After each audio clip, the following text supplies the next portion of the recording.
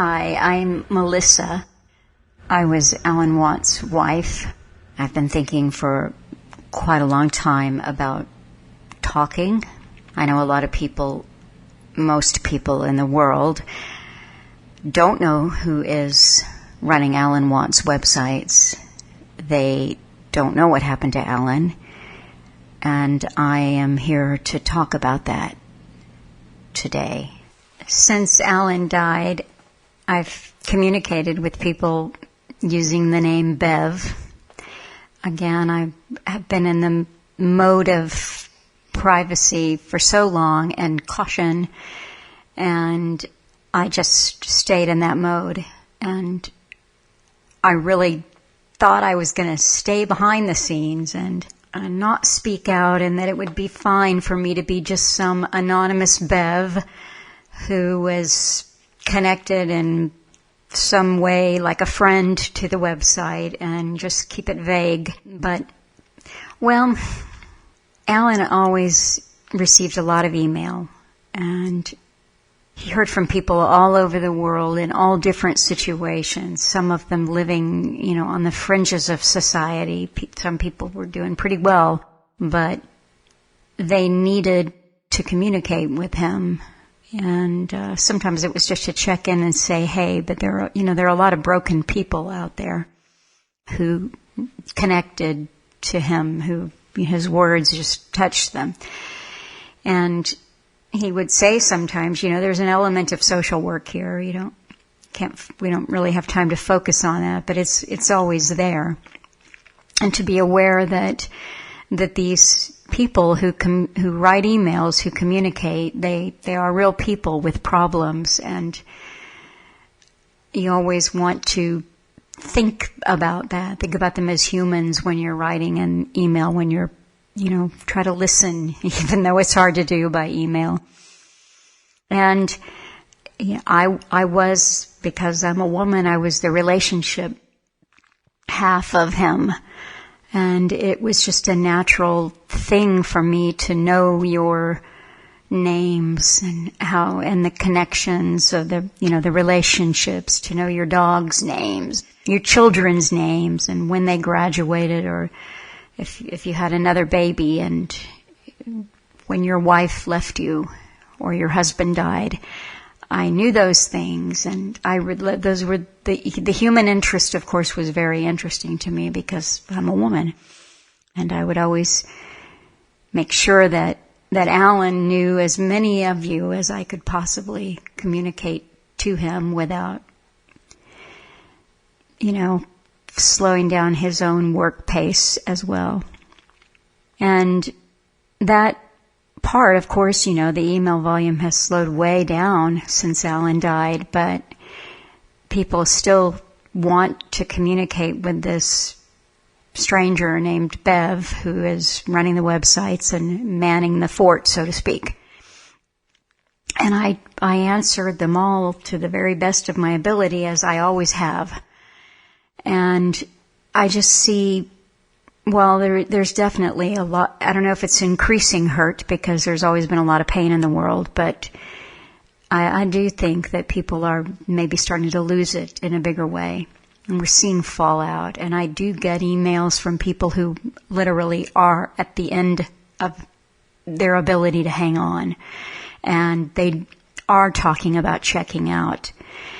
And I think it just, as much as I liked being behind the scenes, and I liked the privacy and the just being a support and a helper to Alan, it feels like it is important at this time for me to say who I am and what I did, because I need people to know who I was and that I'm still here, and I care.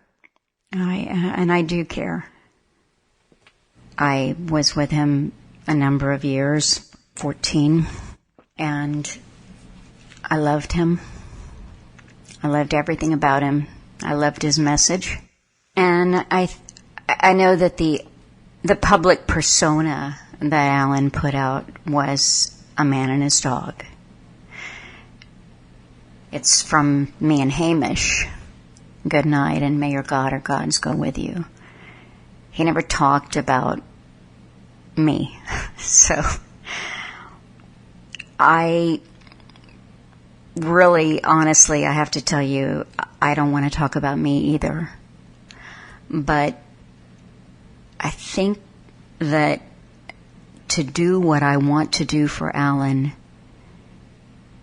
it's something that I have to do. So here I am, not exactly kicking and screaming, but not super thrilled to be talking into a mic. I think that people have an idea about who somebody is. They've never met them. They're a public person. They have a certain degree of fame.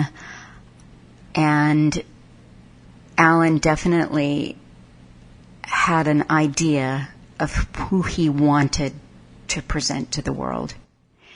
And it was a man and his dog. It was not entirely just because he wanted to be seen by the world to be a single man living alone in the sticks in northern Ontario, but because he recognized that anyone who was close to him would be in the public eye as well, under scrutiny. Let's just put it this way. To be near Alan has risks. It had risks. And he knew that, and he wouldn't ask that of someone, particularly not someone that he loved. So it would be easier for me to talk to whoever you are and however many of you there are, than to sit here in front of my little computer with a microphone and just talk. But I am going to do it.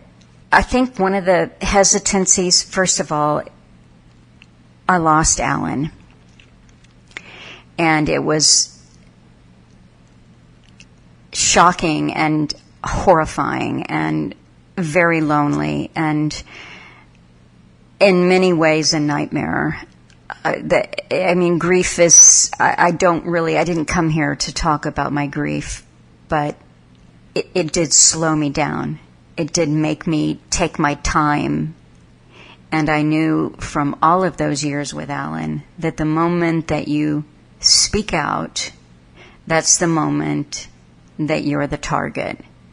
Have I been a target? Have I been with him as a target? Absolutely.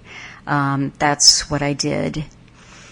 And by that, I don't necessarily mean, we're going to take him out, we're going to take you out. That's not the kind of target I'm talking about. I'm talking about you're a target for the online digital warrior abuse peanut gallery, the people who want to slang you and put you down, no matter whatever comes out of your mouth. They could have said it better, they knew better, or you should have, and why didn't you? That kind of abuse, but it's beyond that, Alan talked over the years about the kinds of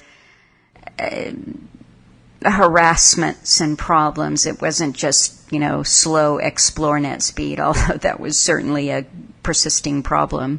But he kept me altogether out of the limelight, out of the spotlight, for many reasons. They were all good. They were all his. They were all personal and private. And I should say, they were all his. They were mine as well. And this is what I've been doing since he died, is I have been maintaining his websites. I've been reposting his audio. I've put an enormous amount of my time and energy and love and thought into doing that. And I've been doing it behind the scenes, and quite frankly, that's how I love it. That's how I prefer it. So here I am, putting the spotlight on me and letting you have a little glimpse into the personal life of Alan Watt. So I was thinking about, what's an approach here? What do I say? What needs to be said? Where do I start?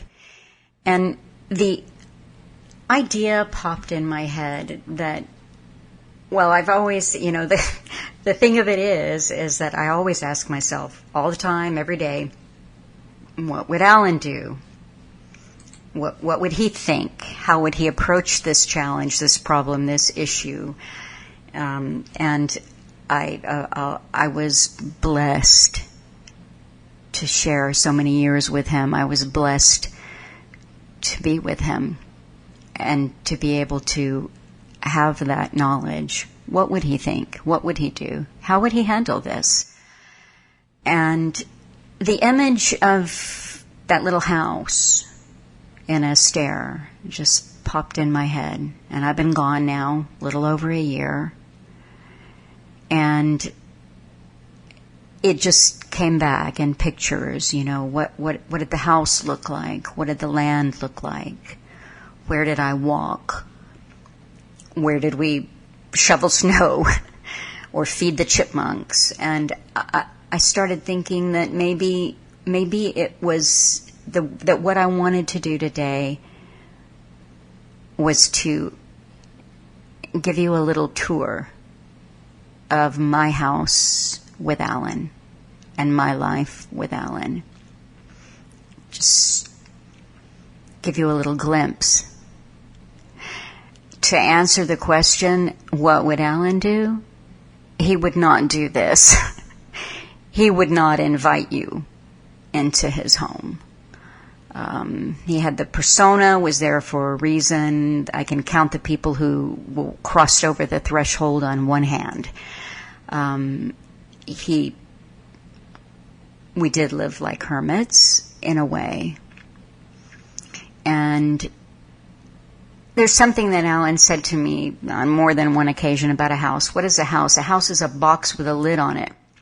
And that house there in Northern Ontario, that box with a lid on it, we don't live there anymore. So I think it's okay to give you a glimpse of that life, to let you know what life was like. And so welcome to our home.